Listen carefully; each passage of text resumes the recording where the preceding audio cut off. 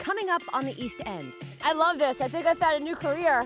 From the boat to your belly, we hit the water for a shellfishing adventure and feast on our fresh catch at a hidden dining gem. One room has a full balcony looking over the vineyard, the other a full patio where you can really just sit right in the vines and enjoy. Transport to Tuscany without leaving the tri-state. The East End Winery and B&B that's debuting a bubbly new blend. And we get an all-access tour of a more than century-old art museum that's loved by both local and legendary artists. From lavish Hamptons hotspots to local North Fork hidden gems. Come with us as we explore the people and the places that make up Long Island's East End. Welcome to the East End. I'm Erin Colton. And I'm Joe Arena. We've got a lot to see this weekend. And while you're exploring it with us, don't forget to play along in our East End trivia game. You'll see questions pop up during the show. Scan that QR code and submit your answers at the end of the program for a chance to win some East End swag. We know farm-to-table dining is a specialty here on the East End. And in just a few months, when the weather starts to warm up, these fields will be filled with fruits and vegetables, all good stuff to make a delicious meal. But when you can't farm the land, you can always farm the waters. So I suited up and filled up on those famous East End oysters with Bennett Shellfish as my guide. I've been clamming and oystering and working the bays since I was about 3, you know. So much history that you have, all up here. Every day I get on my boat, I say this is where I'm supposed to be. It's here, it's on the water. Clint Bennett is a 14th generation bayman in Montauk. His family and a select other few are the reason you enjoy fresh clams, oysters, and scallops on Long Island's East End. Probably 50% of your fish comes from is right here in Montauk. Looking boxing, what you're gonna do, bay scalloping, pound trapping, whatever we gotta do to make it, put dinner on the table, you know? Every single day. Every day, Erin. Every day. This is my office. This is it. It's a pretty cool office. Okay, Erin, we're in about 2.5 feet of water. You can't fully learn about how hard a bayman works unless you try it out yourself. But first, Clint gave me some tips. These are like winter waders. Totally waterproof. I do it in blizzards, I do it. It doesn't matter. I need the shellfish, it's gotta come out of the water. Look at all these oysters, Erin. I see them. A cluster of oysters, like these in Montauk Harbor, is called an oyster bed. Now you're about to see something really cool. With every scoop I make, Oh my goodness. Look at all of them. we make money.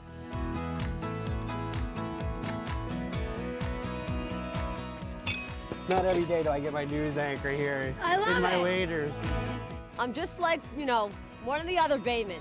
Woo! That's it. You're in the water, girl. All right, let's go. Oh, this is a good one. I'm getting some good ones. You got a day's pay, Erin? I love it. I love She's just it. not even saying anything. She's just like in another world.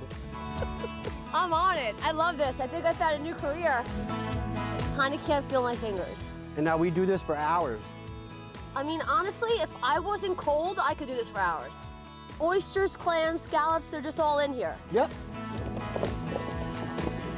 I want the public just to know where their stuff comes from and how hard it is, how much time we put in to give it to them, you Keep know? it fresh, to keep it safe. You keep it going. That's too small. Too small, I okay. could just tell, you know, you kind of just like look at an oyster and you can know. And you just throw it back. And yep, it's got to get returned right away. After Clint collects his harvest of the day, it heads straight to his store, a hidden gem in Montauk, where you can get any fresh fish and shellfish you want right out of the harbor.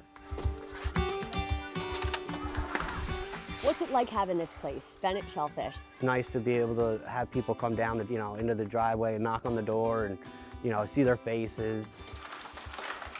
It's all right off the boat, you know. It's what I get is handpicked and selected by me and then brought to you guys. And that's like the thing that makes us smile at the end of the day is being able to know that we've given the public the freshest seafood that you could ever have. We do a thing called a clam pie. They just took off, you know, that's all they come here for is clam pies, clam pies, clam pies. I can't keep them in the shop. We just started making a lobster pie. It's the most satisfying, delicious thing you would ever try. One of the oldest families of baymen is still going strong on Long Island's East End, doing one of the oldest jobs our society knows. A job Clint says he'll be out on the water doing every single day. I like to provide.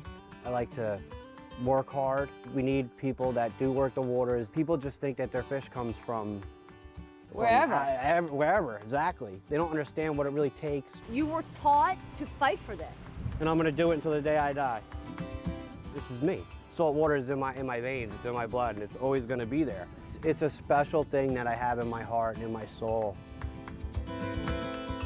Nothing goes better with a good meal than a great bottle of wine. Long Island's East End is famous for its award-winning blends. Yeah, no matter the season, the vineyards are a hot spot for tourists and locals alike. Like Pellegrini Vineyards here in Cutchogue. A lot of these spots think outside the box, or should we say, the barrel, to keep visitors coming back for more. And just down the road at Sannino Vineyards, you might enjoy their award-winning wine so much, you'll stay the night.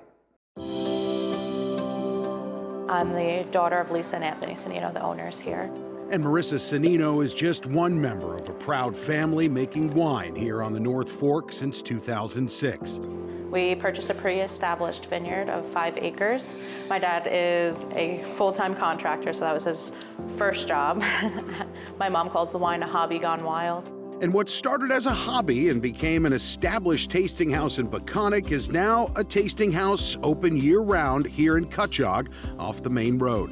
In 2019, we opened up our tasting house here. We designed it, built it, everything. And did everything from scratch. It was a family project with mom and dad leading the way. For our family, it was my parents that took over. They did everything themselves, from building the structures to planting the vines. So at least for us, that's a lot of pride. And part of the family's home just beyond the vineyards is a bed and breakfast they also built, a request that came from Lisa Sannino, Marissa says. That was my mom's one stipulation. She said if you're gonna move me all the way out to the North Fork, she wanted a B&B. And it's really such a beautiful business to be in. And if you're lucky enough to be one of the 4 guests at a time that the B&B accommodates, you might feel like you're waking up in Tuscany. Right now we're set up with 2 individual suites with their own private entrance. Breakfast is served to the rooms in the morning, and that's a full hot breakfast every morning. One room has a full balcony looking over the vineyard, the other a full patio where you can really just sit right in the vines and enjoy. And of the more than 60 vineyards in Long Island's wine country, Sannino is one of only 2 that has a B&B, and the only one where you're served a full hot breakfast right to your room. And speaking of things to enjoy, we haven't even talked about the wine yet, which a stop here at Sannino usually means a red. We grow some beautiful reds. Our top favorite red is our Petit Verdot, beautiful dark red variety. Our Francesco red blend, that's our estate blend. That is also our top tier red wine. For whites, we do have the best Pinot Grigio in all of New York State, so that was an awesome win for the year. It is a beautiful white wine. These are our sparkling tanks. And this year, the family has added a new addition to their menu. We are starting to make sparkling rosés of either Merlot or Cabernet Sauvignon. One is a dedication to actually my grandmother, so Lisa Sannino's mother. It's called Vivacious. Beautiful sparkling of Cabernet Sauvignon.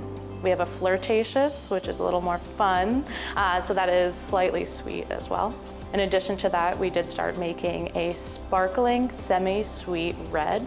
We are a boutique producer, so we only do about 2,000 cases in a year. And clearly the word only isn't something this family uses very much, and Marissa made that clear by dropping a hint on what's to come. Our production is going to shift from wine into a different type of beverage that we're really excited about. Haven't released it just yet though. Wow, what a tease. Joe, you gotta tell us what's new. This family is always thinking outside the barrel, so now they're starting distilled spirits, which are available right now at Sannino. Gotta try it. Pretty cool. Like so many main streets here on Long Island's East End, here, Love Lane and Montauk, it's filled with charming mom and pop shops and great places to grab a bite. Yeah, perfect for a Sunday stroll. What's so special about the East End, though, is just minutes and miles away, you can find something a bit more adventurous. Yeah, like Gray Horse Farm in Bridgehampton. From ponies to polo players, everyone can take the reins.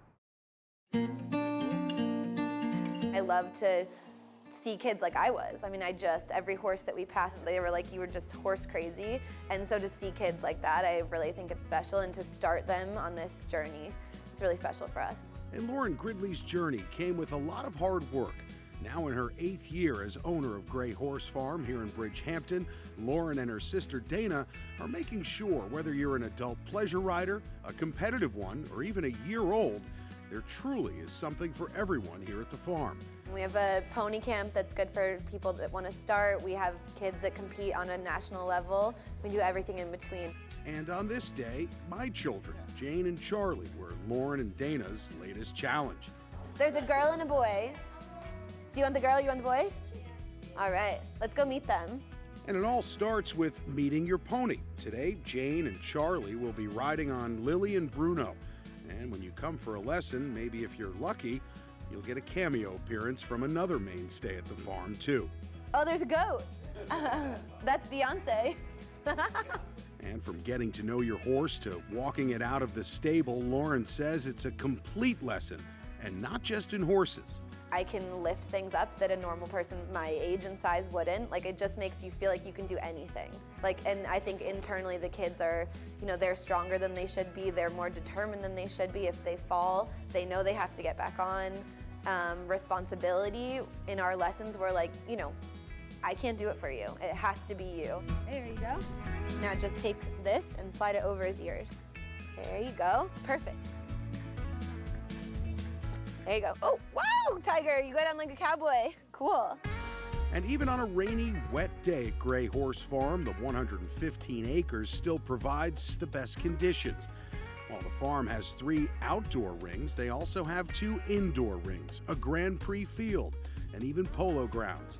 A fully equipped facility, Lauren says, that started with very little. I personally started with, honestly, it was my husband's 2 polo ponies. They were the school horses, and the woman who started this business, she sort of set us up, but I have to credit those 2 horses. They were amazing. They were retired polo ponies, and it really brought in the public because they were just so easy and docile to ride. And while there are many reasons to ride, the #1 use of these beautiful animals is pleasure. A close second is breeding, and competition third. That's according to the New York State Horse Council. Lauren says there's a new enthusiast born every minute. We have a family with a little girl that's 2 and a boy that's 4, and they just turned 9 and 11. They've ridden with us. They've never taken a lesson with everyone else. They jump, they show, so the whole time. Yeah, and I like that. And while no one rode off into the sunset on this day, Jane and Charlie learned how to trot. There you go. Oh, Jane's trotting too. Is it crazy feeling? Oh, Bruno. Good job, your first trot. And I... Right leg over? Yep. Yeah, there you Oh, go. boy. didn't hurt myself too much. I'm doing it. I'm really doing it. The East End of Long Island is truly a mix of lavish and local. And if you're looking for something over the top, maybe just to look at or dream of, you'll find it here on Parrish Pond Lane in Southampton. And giving us a tour of this gorgeous home in Southampton is Kimberly Camarada and Vanessa Lotito from Douglas Elliman. What an amazing grand foyer this is. Thank you so much for coming. Yeah. This house is gorgeous. It's 12,000 square feet. It has 6 ensuite bedrooms, 2.5 bathrooms. It's just one of a kind. Spread across an acre and a half of land, this captivating European-style home was recently renovated to show rich, elegant detail in every single room. And for how grand this house is, I love the simplicity of the kitchen. They really pride themselves on having intimate family gatherings here, which feed right into the family room so everyone can be together while they're sharing a meal. Erin, I want to show you upstairs. This staircase, my goodness. I love the feature of this where you get to see the coffered ceilings and how it overlooks the backyard with the beautiful pond. Just the view from upstairs here, it's incredible. That view includes the posh-looking living room with a cozy fireplace. But it's right off this room that leads to the luxurious primary bedroom. Fireplace, steam shower, easy accessible to enjoy the outdoors. The balcony all out there looking over the backyard. It's unbelievable. Wait until you see the closet. This is what I'm talking about. I feel like Carrie Bradshaw in here. Unbelievable, all private, sense of like a luxurious feeling. This is a selling feature for me for sure. There's a chandelier in the closet. I mean, is this even a doesn't closet? everybody have a chandelier in their closet? All right, Kimberly, show me the downstairs. It's got to be equally as amazing as everything else. So amazing. I love that we have this full bar here with the ice maker, a dishwasher, easy for entertaining. The lower level is all about entertaining. Another living room to spread out and relax, a kitchenette next to an area to play games or do puzzles, and a full-size gym. All right, I think I found my favorite spot.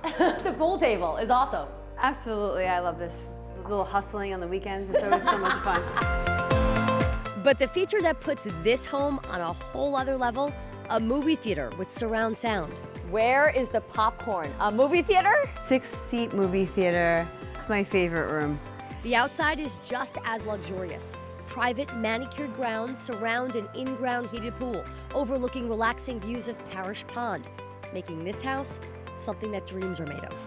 To see more from this home and explore other East End gems, just scan the QR code at the bottom of your screen. Long Island's East End has a thriving art community, from everything from theaters to art galleries and everything in between. Like the Parrish Art Museum, a Hamptons attraction that's filled with unique exhibits, outdoor structures, and eclectic displays. So how did the more than 125-year-old museum grow into an art haven for locals and legends alike? Take a look. You will always see something that's surprising, that you had never seen before, and that will perhaps leave you inspired or leave you in awe. The Parrish Art Museum first opened to the public in 1898 in a building that's now the Art Museum of Southampton. Samuel Parrish, a Harvard lawyer and art collector who spent his summers on the East End of Long Island, wanted to bring his gallery here. He saw the museums in Europe and was very impressed, particularly with those personal collector collections. It was Italian Renaissance art and classical sculptures that were shown. In 1944, it started showing contemporary artists from the East End and a whole community of artists known for developing abstract expressionism. Around 2005, Parrish actually wanted to upgrade their facilities. We wanted to make sure that we had temperature, humidity controls, everything that we need for the objects to be preserved in perpetuity. And so, in July of 2010, the museum broke ground on a new building here in Watermill, an updated venue with a familiar East End look. The whole building is shaped after the typology of a potato barn that are ubiquitous in our landscape here. This is like a massive potato barn, grown in scale. It's interesting that artists also opened some windows to see the landscape, to let the light in. Opened in November of 2012, the massive building sits on a 14-acre canvas of local landscape. We call it the meadow. A lot of local and native plant species that replicate the nature that artists in the 1830s came to paint. What comes together is access to excellence in terms of architecture, design, access to nature, and some of the best art, not only of the nation, but the creative community life of the East End. Inside this nearly 35,000 square foot museum, it's not uncommon to find works from modern day artists alongside famous names like William Merritt Chase, Jackson Pollock, and Willem and Elaine de Kooning. We have about 3,600 art objects that tell the story of the East End, but also tell the story of American art. We focus a lot on the contributions of this artistic community of the East End, or artists that have deep roots here and that come here for inspiration, come here for conversations with other artists. What we are also doing currently is making sure that our very diverse and varied immediate communities have representation in the museum and its programs, and so that we can all learn from each other, and the museum can be a center of a building community, bridging communities. We are putting more emphasis on offering youth access to important art with consistency as well. Samuel Parrish was keenly aware that there was already this thriving creative community here that he supported. 125 years later, we're going strong. So still today, this relevance of the East End community continues to prevail in the art world. Time now to check your answers in our East End trivia game. If you've been playing along, scan that QR code at the bottom of your screen. It'll take you to our website where you can submit your answers for a chance to win a prize. You'll also find more information on our website about all the places we've explored in this episode. And while you're there, let us know about your favorite place to visit on the East End, from the lavish to the local. Because it just may be our next adventure. See you next time.